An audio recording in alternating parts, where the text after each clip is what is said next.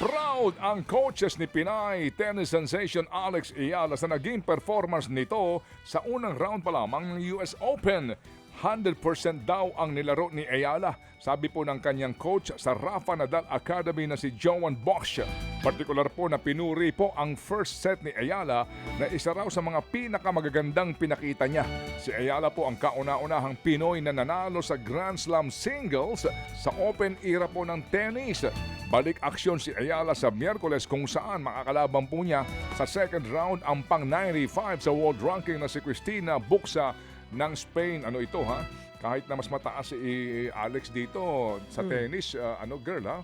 Minsan, sa meron ding buenas, no?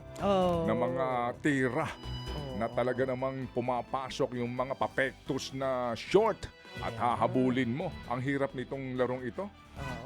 Ang hirap nito kasi dito maliban dun sa lakas na iyong braso, opo, at dapat yung tindi rin ng iyong stamina. No. Diyan ka mang-uubos eh. Oo nga.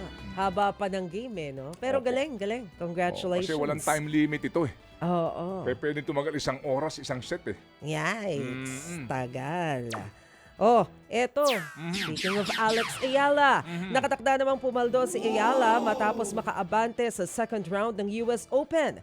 Bukod sa mahalagang experience, sigurado na ring mag-uuwi ng hindi bababa sa $154,000 o higit 8.7 million pesos si Ayala.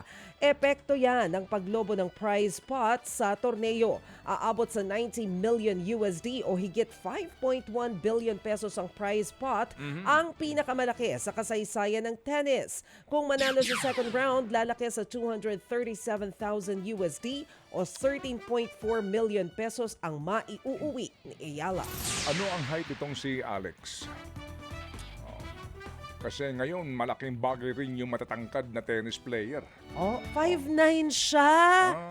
Ay, ang Oo. tangkad. Actually, maliit pa sa tennis yan. Talaga ba, Manong Kasi Ben? sa tennis ngayon, sila Oh. Djokovic, Oh. yung mga mga 6-footer yung kasi ang maliit, 2 hakbang mo, 1 hakbang lang Ay, ng kung kalaban sa mo. bagay, makes sense. Kapag oo nga. humahabol ka, tapos mahahaba yung iyong braso, Oo. pag hahabol mo, mas mabilis ka makakahabol kung malalaki ang hakbang mo. Kung sa bagay. Eto, mas mataas din yung kalaban ni oo. Alex eh. Oo, ito, yung bilis. Oo. At saka yung lakas din ng kanyang braso.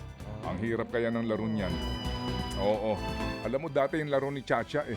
Talaga ba? Oo. Table tennis.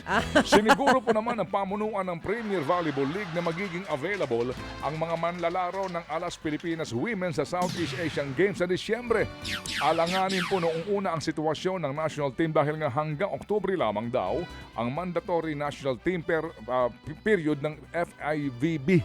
Hindi papasok dito ang SEA Games sa Thailand sa Disyembre. Pero sabi po ni PVL President Ricky Palao, hindi mag-aatubiling magpahiram ang liga ng players sa pambansang koponan.